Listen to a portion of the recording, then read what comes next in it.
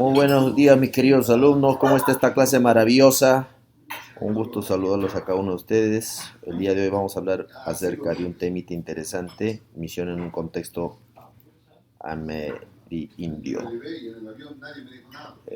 Nuestra rica cultura sudamericana, centroamericana, llena de cultura, tradición. Tenemos un montón de restos arqueológicos en todos nuestros países, tanto de América del Sur como Centroamérica. Un contexto rico en cultura milenaria realmente, milenios, llevando tradiciones y cultura, pensamiento, una cosmovisión diferente. Aquí hay algunas estadísticas que ustedes pueden tener en cuenta con respecto a, por ejemplo, el porcentaje de la población indígena en el continente americano. Tenemos en relación a cuántos millones de indígenas tenemos, por ejemplo, en México. Tenemos aproximadamente 25 millones de indígenas viviendo en México. Imagínense, esa es una cantidad espectacular. Y el porcentaje de población en relación a esta cantidad es de 19.4%. 19.4%. Ok, disculpen, voy a ir un poquito más acá, donde hay un poquito más de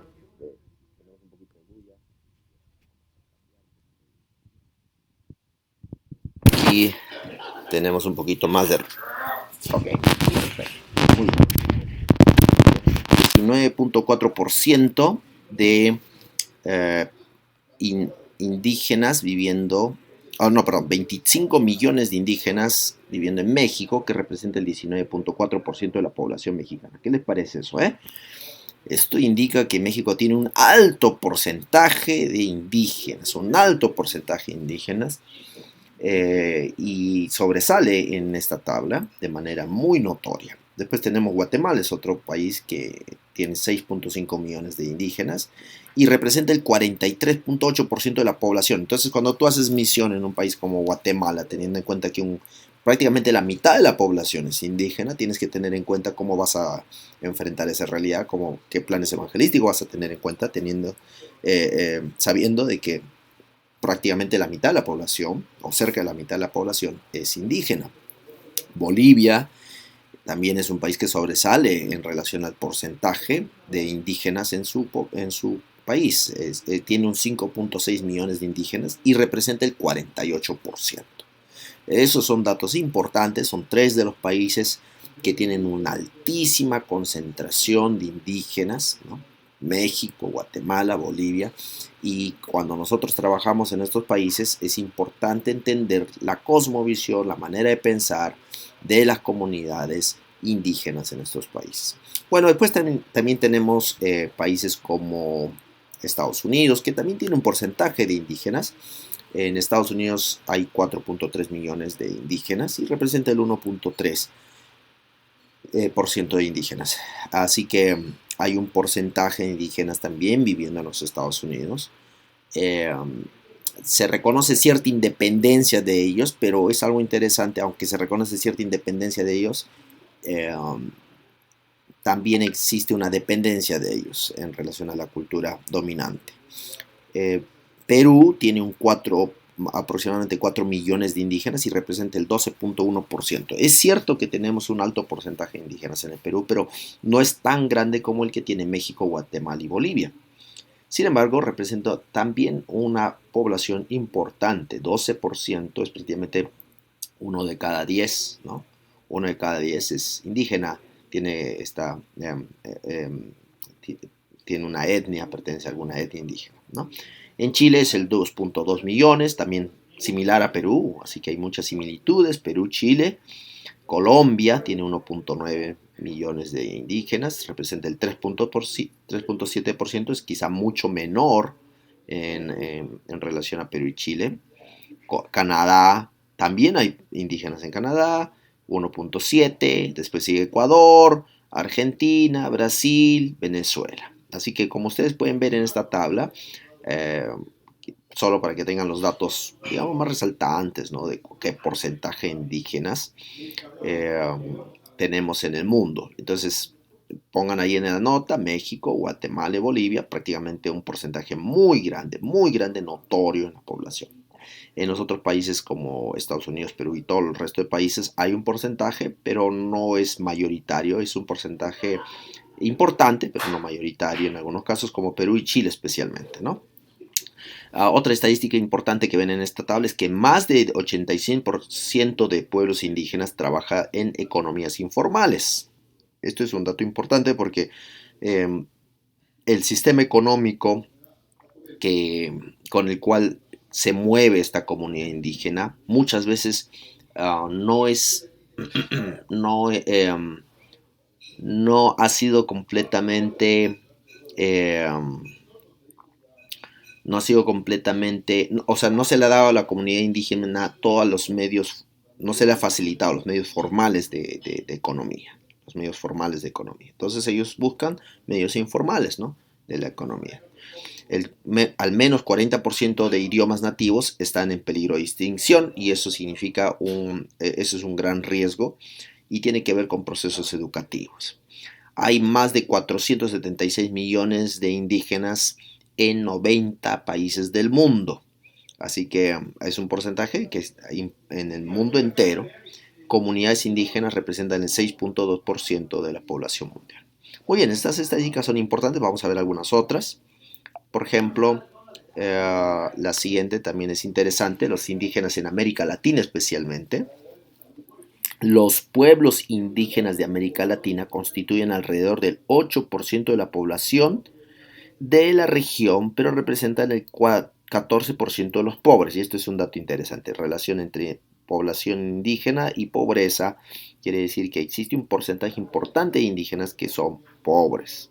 Ahora, en relación a su visibilidad y participación política ha estado en aumento en los últimos 20 años, han empezado a adquirir más participación política. Eh, Más del 50% de los indígenas vive actualmente en zonas urbanas, lo cual es muy interesante porque eh, anteriormente ellos vivían en zonas no urbanas, pero ahora existe un 50% que vive en zonas urbanas, quiere decir que existe un desplazamiento de la población a las zonas urbanas. En las ciudades tienen mejor acceso a servicios básicos y oportunidades de mercado, obviamente, ¿no? Y ahora en relación al nivel de educación primaria de personas indígenas en porcentaje, por ejemplo, tenemos que en Bolivia el 76% de indígenas urbanos tienen educación primaria y los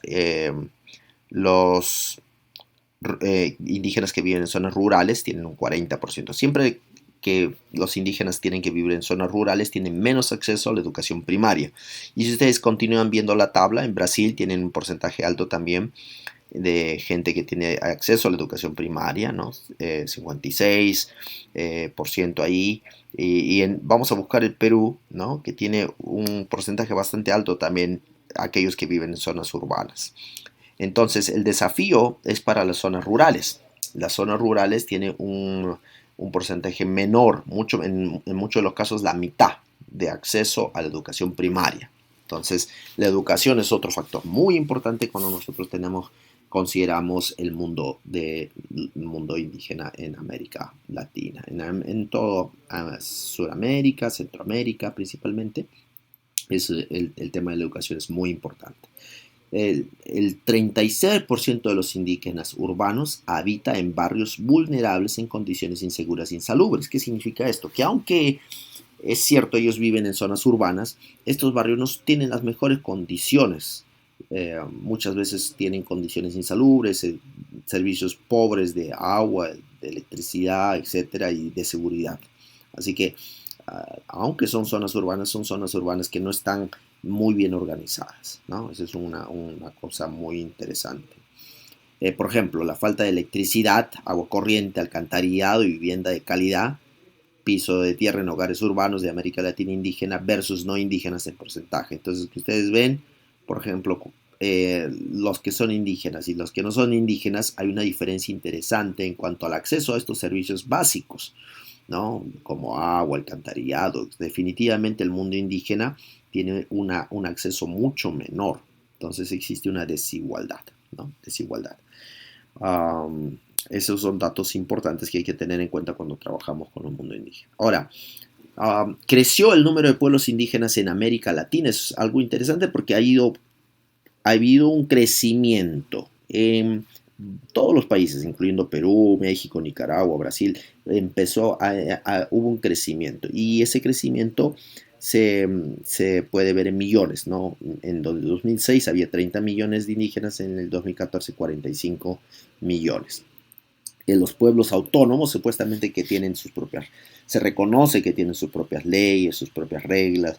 En el 2006 había 624 y en el 2014 826. Entonces sí existe un crecimiento en relación al número de indígenas en América Latina, ¿no?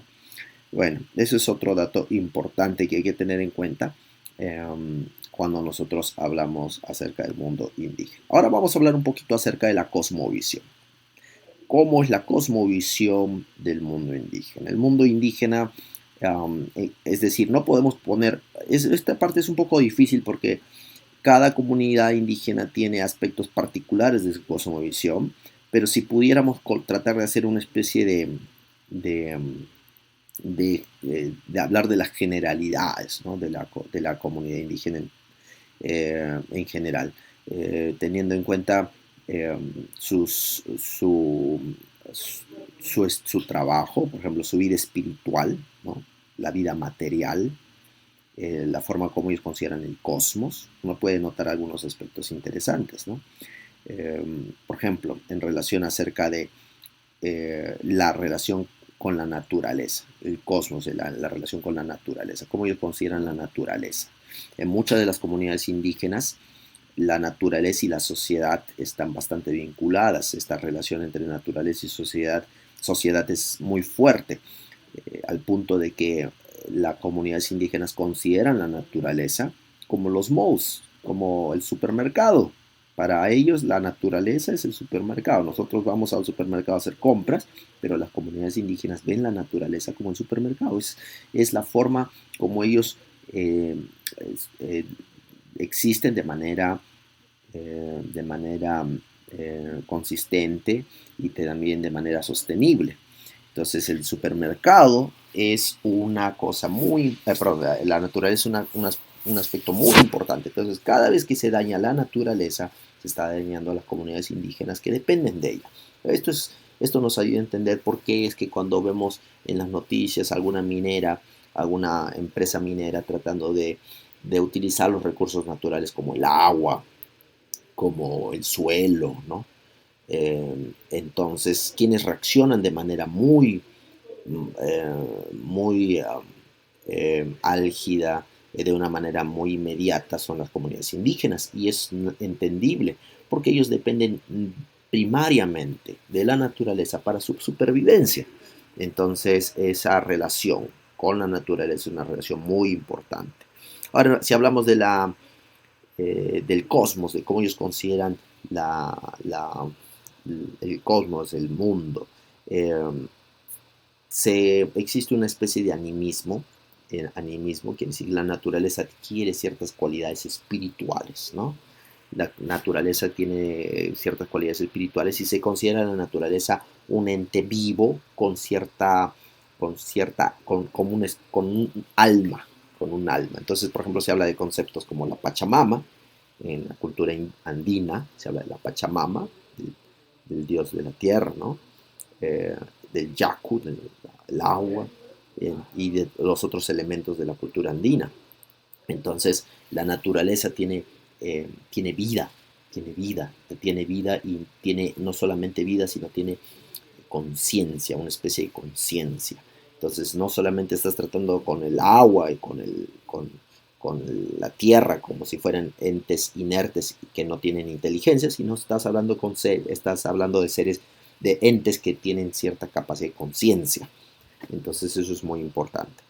Bueno, hablamos también de la vida social, las instituciones sociales que hay en el mundo indígena, cómo ellos se relacionan, por ejemplo, las fiestas, qué tipo de fiestas tienen. Los, Hay una cantidad de fiestas relevantes y por ejemplo, hablo por mi cultura, la cultura huanca, en la cual me he desarrollado. Yo crecí en Huancayo, es una cultura ha, que ha recibido el legado de la comunidad indígena Huanca, en la cual existe una colaboración muy grande. Y si ustedes se dan cuenta cuando se casa, por ejemplo, alguna persona en esta cultura, la familia entera se ve envuelta en el matrimonio y trata de establecer a la nueva pareja regalándole cosas como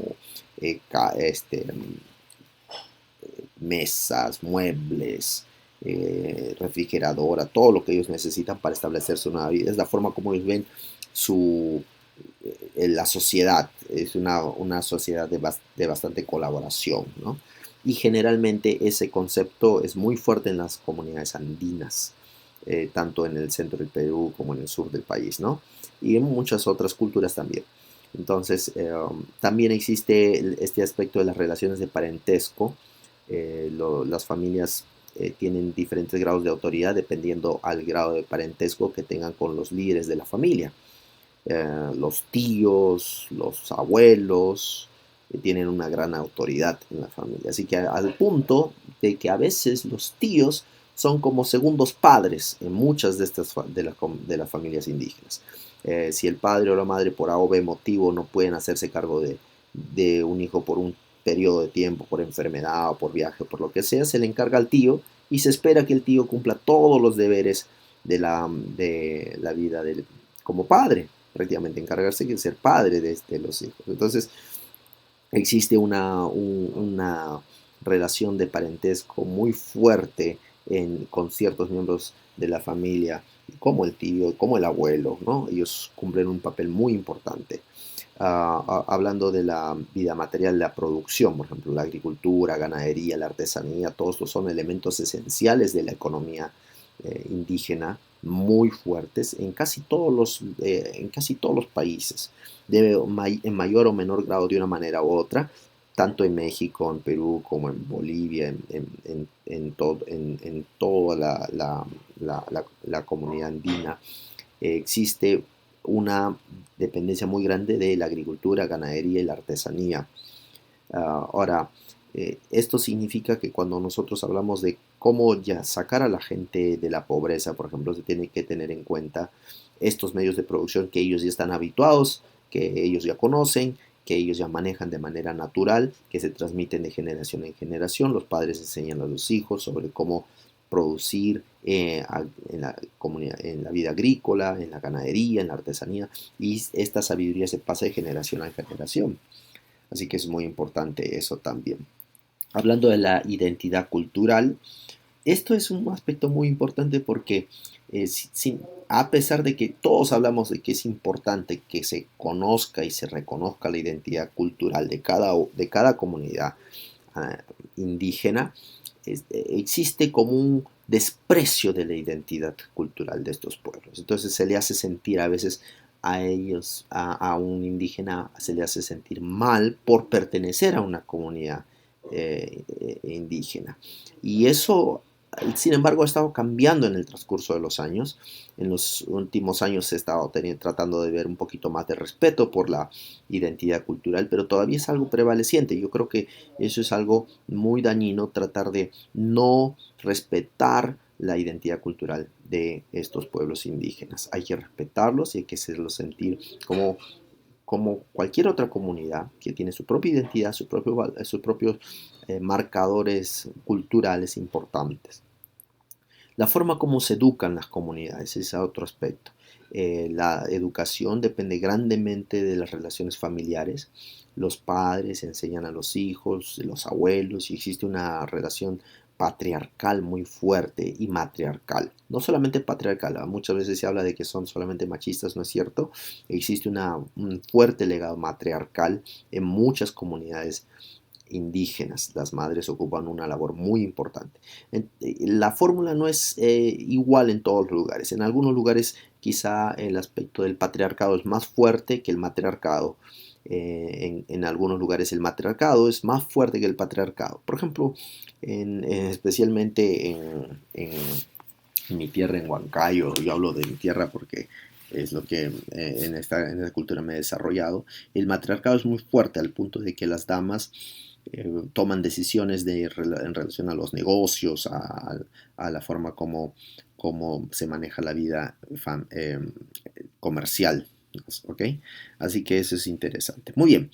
Vamos a hablar un poquito acerca de cómo tener todo esto en cuenta con cuando nosotros hablamos de misión, hacer misión en este contexto, en un contexto en el cual tenemos una comunidad que tiene una vida, una cosmovisión diferente de la naturaleza, de los entes de la naturaleza, de la tierra, del agua, que tiene rituales diferentes, tiene un contexto histórico diferente. Y cuando hablamos del contexto histórico es muy importante porque hay que tener en cuenta que cada comunidad indígena ha sufrido en mayor o menor grado de un proceso de aculturización.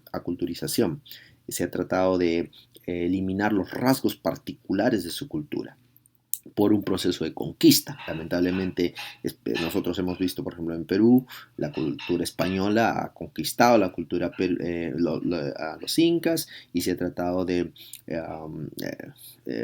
hubo fusión en muchos aspectos con la cultura indígena, pero también hubo suplantación de elementos de la cultura indígena.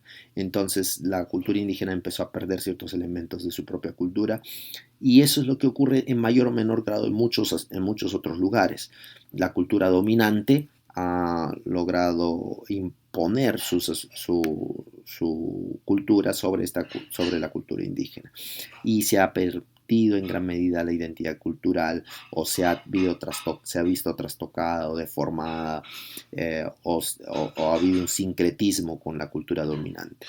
Entonces, eso es muy importante. Otro aspecto que también está aquí en este cuadro es acerca de las leyendas, los mitos. Las leyendas y los mitos de las culturas indígenas forman parte importante de la forma como ellos miran el mundo, aunque nosotros los estudiamos a veces en los libros como cosas de repente corolarias para nuestro conocimiento. Son aspectos centrales de la cosmovisión de las comunidades indígenas. La forma como ellos miran el mundo está explicado de una manera u otra en los mitos y leyendas, así que es importante que nosotros entendamos estos mitos y leyendas, los comprendamos, no solamente como qué bonita historia acerca de Manco Cápac y Mama Oglio, por ejemplo, hablando de Perú, ¿no? De los hermanos Ayar, etcétera, sino que también hay una metanarrativa. Cuando hablamos de la metanarrativa, estamos hablando de, por ejemplo, de elementos que van más allá de la historia. Son las razones con las cuales se maneja la lógica histórica. Es cómo funciona la dinámica, cómo se maneja la historia, está explicado en estas leyendas y mitos, y por lo tanto es importante que uno entienda no solamente las historias, sino cuál es la historia detrás de la historia, cuál es la lógica detrás de la historia, cuáles son los valores implicados en esos mitos y leyendas, quién es el caudillo, quién es el ganador, quién es el perdedor, y etcétera. Todo lo que está implicado en esos mitos y leyendas son aspectos fundamentales que forman parte de la cosmovisión y los paradigmas que forman parte de las comunidades indígenas. Entonces, es importante tener este cuadrito en mente cuando trabajamos con comunidades indígenas y tratamos de establecer un plan evangelístico para ellos. Obviamente, uno de los experimentos misioneros más resaltantes en nuestro país, en Perú, voy a mencionar estos dos casos porque son casos que son históricos y importantes. Todo el mundo habla, por ejemplo, de Fernando Estal. Y una de las cosas interesantes de Fernando Estal, él vino por 5 años y al final se quedó más de 25 años. A los 5 años él tenía planes de volver y retornar, y se acababa la misión. Sin embargo, se quedó otros 25 años trabajando con estas comunidades indígenas. Pero un aspecto central, el éxito del proyecto Estal, tiene que ver desde mi punto de vista, con dos elementos esenciales. Uno de ellos es la educación, cómo él trabajó educando a indígenas, enseñándoles y estableciendo un sistema de educación, de entrenamiento para que ellos puedan aprender y desarrollarse no solamente como seres humanos, porque hubo un proceso de enseñarles higiene, de enseñarles a leer, desarrollarlos como personas, pero también enseñarles doctrinalmente, espiritualmente, ¿no? Entonces, ese entrenamiento espiritual fue importante, así como también fue importante su educación humana. Entonces, el proyecto STAL tenía que ver con ambas cosas y fue un proyecto muy importante porque las comunidades indígenas percibieron que este misionero no era un misionero que venía a explotarlos, a sacarles a aprovecharse de ellos, como otras había ocurrido en otros experimentos misioneros de otra, especialmente del catolicismo, ¿no?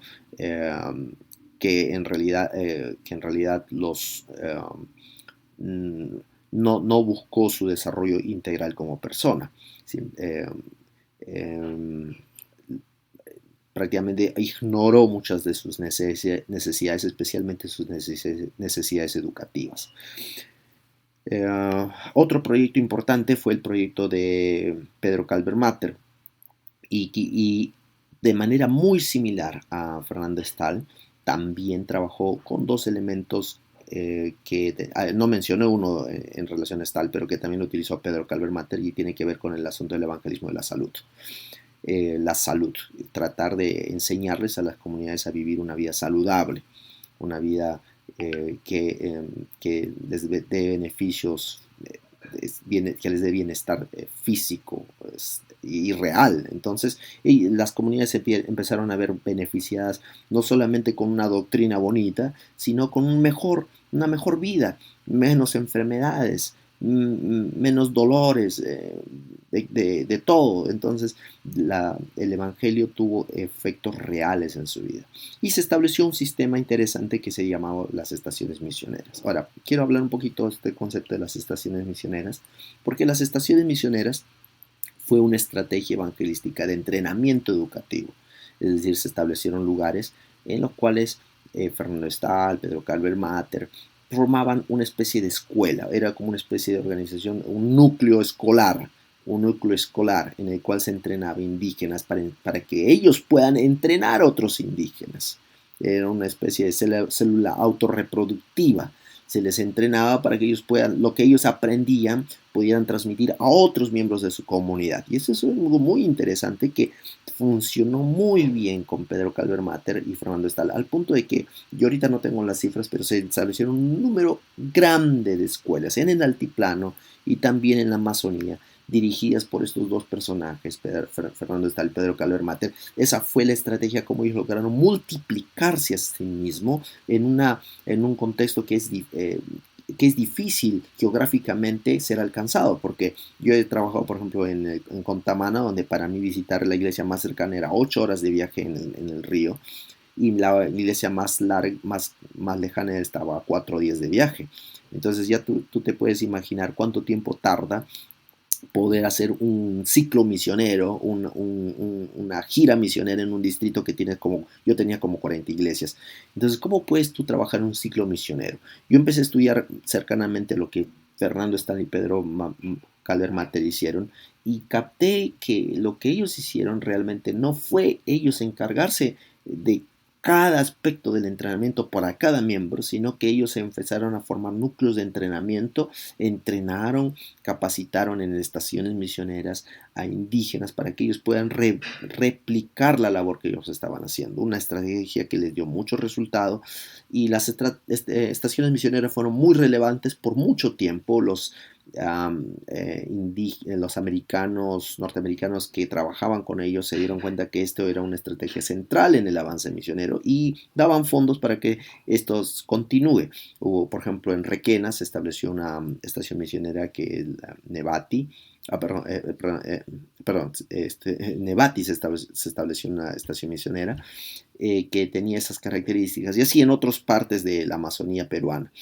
De la misma manera, ellos trabajaban con el adoctrinamiento, ¿no?